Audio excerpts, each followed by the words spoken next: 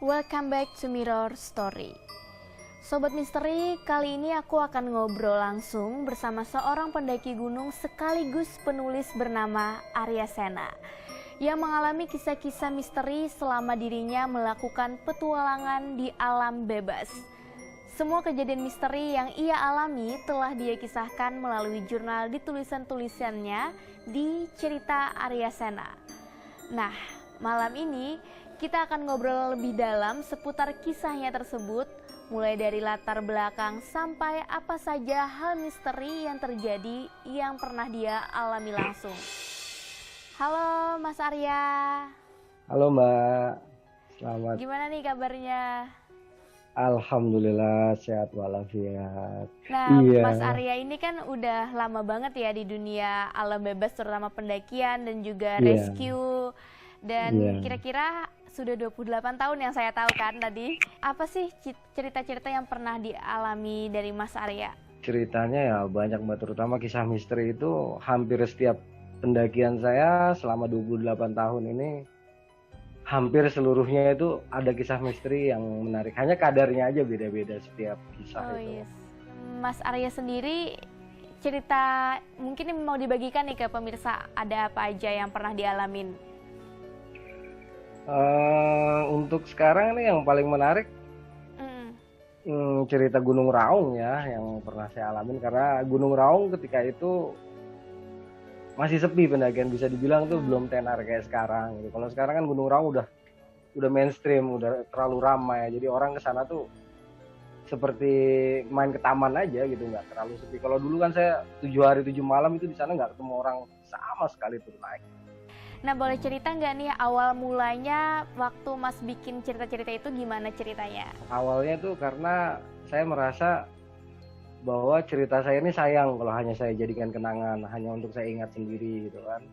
Karena ada motivasi seperti itu, saya berpikir ini untuk kenang-kenangan ke generasi saya selanjutnya. Dan juga kan di situ saya selipkan berbagai pelajaran, terutama pelajaran survival, bertahan di hutan, cara menghadapi situasi yang tidak diduga, terutama cara menghadapi situasi mistis yang kita hadapi, itu saya selipkan juga. Jadi selain menuliskan itu, saya juga menyelipkan ilmu yang berguna untuk pembaca saya. Jadi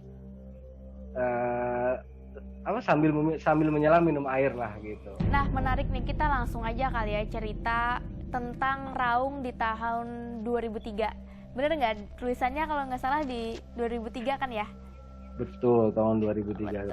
Betul. 7 hari 7 malam menembus asa. Boleh tuh Mas diceritakan tuh gimana ceritanya? Awalnya tuh saya lagi nongkrong di depan gang, terus ada junior saya pulang kuliah, tiba-tiba dia langsung datang, saya bilang, dia memanggil dengan panggilan nama saya tapi saya nggak bisa sebut. Bang, naik Raung yuk, katanya gitu. Raung. Ketika itu Raung belum familiar gitu. Orang dengar nama Raung pun masih bingung gitu, nggak banyak tahu ini gunung apa-apa gitu. Saya bilang sama rekan saya, ayo gue cari literasi saya cari literasi dulu. Saya bilang literasi itu minim saya dapatkan, cuman karena memang biasa naik, saya bilang udahlah gampang ntar di lapangan. Nah, di perjalanan ini dari Jakarta Surabaya saya masih belum dapat informasi, tapi kebenaran di kereta ini saya ketemu sama seorang petugas yang sedang tidak bertugas, sedang tidak berdinas. Kebetulan saya ngobrol-ngobrol dengan beliau, saya berbicara tentang Raung dan beliau menyampaikan ada jalur baru yang baru dibuka oleh salah satu organisasi di Surabaya. Saya gunakanlah jalur itu. Sampai sana kita ketemu Pak Kadus. Nah, Pak Kadus ini kaget. Nah, Pak Kadus kebetulan di sana lagi kumpul tokoh masyarakat. Adalah sekitar 7-8 orang tetua dusun di sana sedang berkumpul di rumah Pak Kadus. Mereka terkejut melihat kedatangan kita berdua hendak mendaki Gunung Raung. Di situ kita dilarang sebenarnya, Mbak. Dilarang karena apa? Wah, Mas, kenapa? Gak oleh naik Raung berdua tuh nggak boleh katanya. Kalau bisa bawa penduduk sini gitu. Kenapa katanya, Mas? Masih angker, Mbak. Masih banyak harimaunya katanya. Serem juga ya. Iya. Nah, ada harimaunya. Iya, jadi setelah dibilang masih banyak harimaunya, juga dibilang masih banyak jinnya tadi ya kan. Ini gunung sepi gitu. Akhirnya kita di situ kita mendengarkan aja petua-petua mereka, tapi setelah saya jelaskan, saya kesini nggak berdua Pak, tapi saya bersama Allah dan Rasulnya, saya bilang gitu kan. Nah jawaban itulah yang membuat para ketua desa dan kepala kadus mengizinkan kita. Oh kalau sampean kalau sampean bawa itu silahkan naik. Tapi sebelum naik itu juga kita dikasih seorang warga, testimoni warga yang langsung diserang harimau di saat tahun 2002 itu, langsung kita dihadapkan dengan dia gitu kan. Masih mau naik nggak? Jadi masih dites mental kita. Langsung cerita depan saya, iki loh mas, dia tunjukin punggungnya waktu diserang harimau. Dia tunjukin luka-lukanya semua. Sampean masih berani naik? Saya bilang insya Allah berani. Akhirnya karena keyakinan kita, keberanian kita membawa nama Tuhan di dalam hati, si penduduk yang memberikan testimoni pun akhirnya ya udah mas kalau gitu hati-hati. Jadi nanti kalau di hutan itu jangan bakar-bakaran lah. Kita dipesenin tuh jangan bakar api. Terus nanti kalau ngeliat tanduran jagung, tanduran telo, tanaman jagung, tanaman singkong, itu nggak usah dipetik katanya gitu kan. Terus nanti kalau di tengah jalan ketemu hal-hal yang sifatnya goib, nggak usah dilayanin juga, cuekin aja gitu. Pas masnya mendaki itu emang ketemu nggak apa yang dikasih tahu sama warga? Hari pertama sore nggak ada masalah Mbak. Kita hanya ketemu rangkong yang besar dengan diameter sayapnya itu sekitar 1 meter kiri kanan. Suaranya seperti heli. Kita masuk ke dalam hutan yang lebat, sangat lebat. Seumur-umur saya mendaki gunung, tahun itu ya, yang paling lebat dan paling menggetarkan hati ya hanya Gunung Raung. Kita break sebentar, masih ada satu segmen yang bakal Mas Arya ceritakan lagi detailnya tentang pengalaman di Gunung Raung tadi, oke? Oke, siap Mbak. Sobat Misteri, setelah yang satu ini aku akan kembali bersama Mas Arya Sena dan kisah-kisah misteri lainnya. Jadi tetaplah di sini di Mirror Story.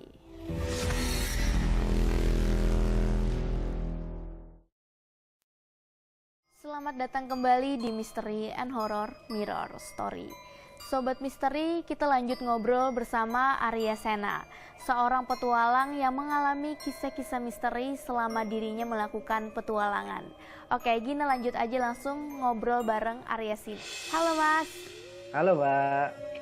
Kita lanjut lagi nih ceritanya. Tadi sempat terputus siap. Ya. Iya.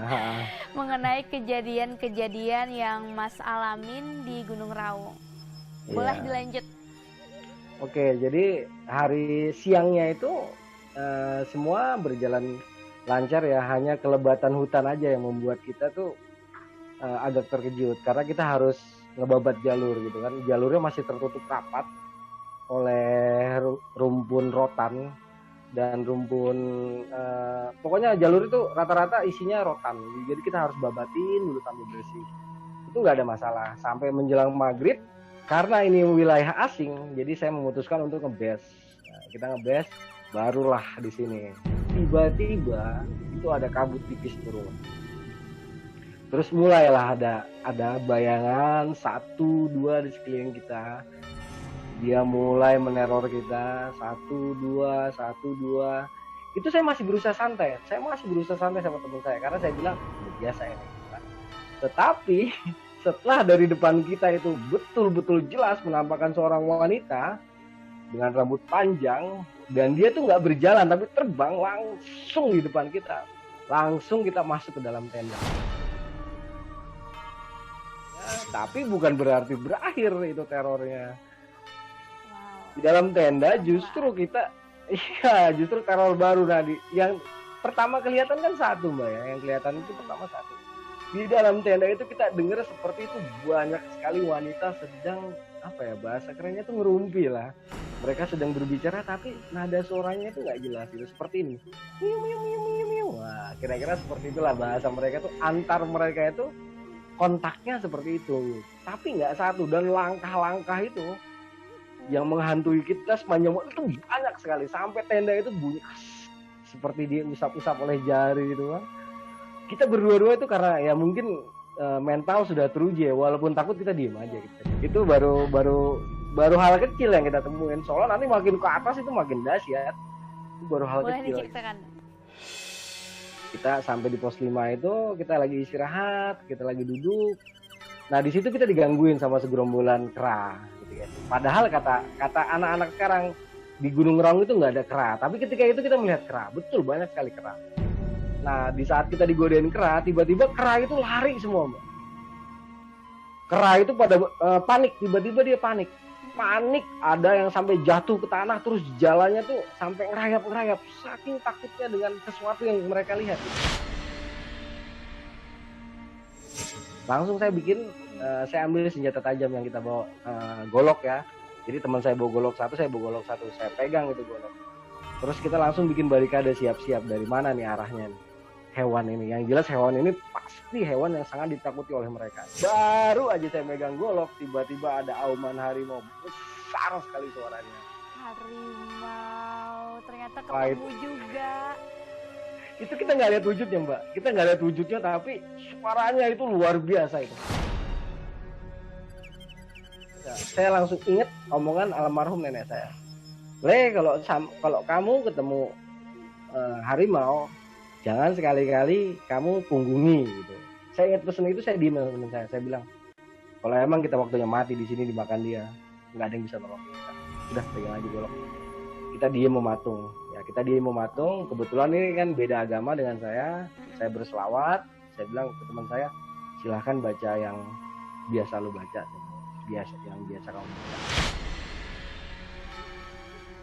Lepas harimau, kita ngebes satu malam, itu nggak ada apa-apa. Di malam ketiga itu nggak ada apa-apa. Di malam keempatnya, menjelang kita sampai pos 10, di sini mulai lagi. Jadi singkat aja ya, langsung ke posisinya gitu. Ya, sekitar pos 9 itu, maghrib itu saya ngebes di sana karena memang sudah menjelang maghrib gitu ya. Kita ngebes, kita buka tenda, kita duduk santai, kita masak. Nah kita ngelihat pohon bagus gitu, ada pohon dia bagus miring gitu kan, cakep. Saya bilang sama teman saya, ntar habis makan kita ngopi-ngopi di situ. Baru aja kecap begitu, tiba-tiba ada suara bel Mbak, ada suara kring kring. Terus apa yang terjadi? Kita diam dulu. Saya sama teman saya nanya, masa iya ada bel sepeda di sini gitu? Siapa yang bawa sepeda? Baru selesai ngomong itu ada suara motor. Brung. Nah, suara motor digas itu seperti apa sih kan? Brum brum. Saya bingung lagi. Loh, kok ada gas? Nggak lama suara klakson mobil. Saya bilang sama teman saya, ini gunung, kita udah 4 hari 4 malam naik ke tengah hutan masih ada suara ini, masa iya gitu. Saya udah mulai curiga gitu, begitu saya bilang sama teman saya, ini nggak beres nih. Begitu baru selesai ngecap gitu, tiba-tiba kan kalau kuntilanak biasanya cuma hihihi gitu Mbak ya. Kalau ini nggak begitu. Dia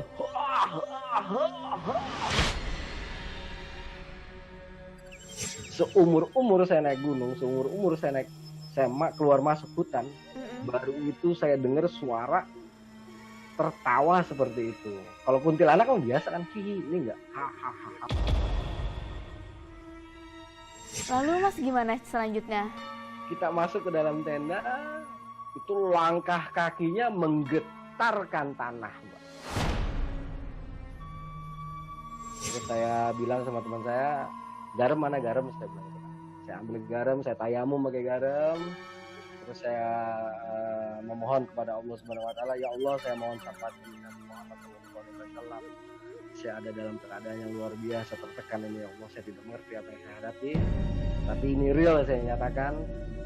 Saya langsung bersalawat, saya langsung bersalawat. Sementara di luar itu tetap langkah kaki itu nggak selesai sampai sekitar 1 atau 2 jam itu sambil ketawa. Aduh. Itu rasanya kalau kita nggak kuat-kuat mental, rasanya pengen pingsan tapi nggak bisa pingsan gitu, Mbak. Terus saya langsung diem, Mbak. Saya bilang sama teman saya, apapun yang terjadi jangan tinggalkan tenda, karena abis ini sesuatu ini lebih parah, saya bilang gitu. Nah kebetulan saya kan ada sesuatu yang mungkin bawaan dari lahir Mbak ya, jadi bawaan dari lahir, betul. Nah kebetulan beliau yang memang dititipkan untuk mungkin menjaga saya hadir gitu. hadir memasuki tubuh saya. Kebetulan menurut orang-orang yang mereka bisa melihat itu adalah seorang yang alim zaman dulunya gitu, alim ulama lah, bisa dibilang ulama besar gitu. Jadi ketika beliau energinya masuk ke dalam tubuh saya langsung tenang, Mbak. Saya tenang, terus saya membaca selawat yang memang biasa saya baca gitu kan. Saya tenang, terus saya hening. Hening itu dalam keadaan tidur tidak, tapi sadar juga tidak. Saya hanya bisa melihat tubuh saya dan saya bisa melihat tubuh teman saya, tapi saya nggak bisa ngapa-ngapain. Kejadian seperti itu saya melihat di sekitar saya tuh ternyata langkah-langkah itu berasal dari seorang laki-laki. Dia menggunakan semacam ikat kepala seperti orang Madura itu dengan baju hitam-hitam. Nah, dia bolak-balik dan di sekelilingnya itu banyak sekali makhluk-makhluk lain tapi bentuknya bagus. Akhirnya mereka mengizinkan kita ada di situ. Jadi mereka setelah kita berbicara dari batin ke batin, berkomunikasi, akhirnya mereka bilang, ya sudah, saya tidak diganggu, silahkan ada di sini. Silahkan di sini, ya sudah. Saya bilang, assalamualaikum, terima kasih atas izinnya. Setelah itu udah nggak ada gangguan lagi, Mbak. Oke, Mas Arya, makasih ceritanya. Oke. Kita sudah di penghujung acara. Sudah berbagi cerita-cerita. Mungkin yang sekarang orang-orang nggak tahu ya kalau Gunung Raung dulunya menyeramkan itu gitu loh. Terima kasih Mas Arya ceritanya. Sama-sama. Sobat Misteri, tak terasa kita sudah harus berpisah. Tentunya Mirror Story akan kembali di Horror Weekend kalian pekan depan. Tentunya dengan kisah-kisah dan misteri horor lainnya. I'm your storyteller, Gusti Gina. Thanks for watching and stay haunted on Mystery and Horror Mirror Story.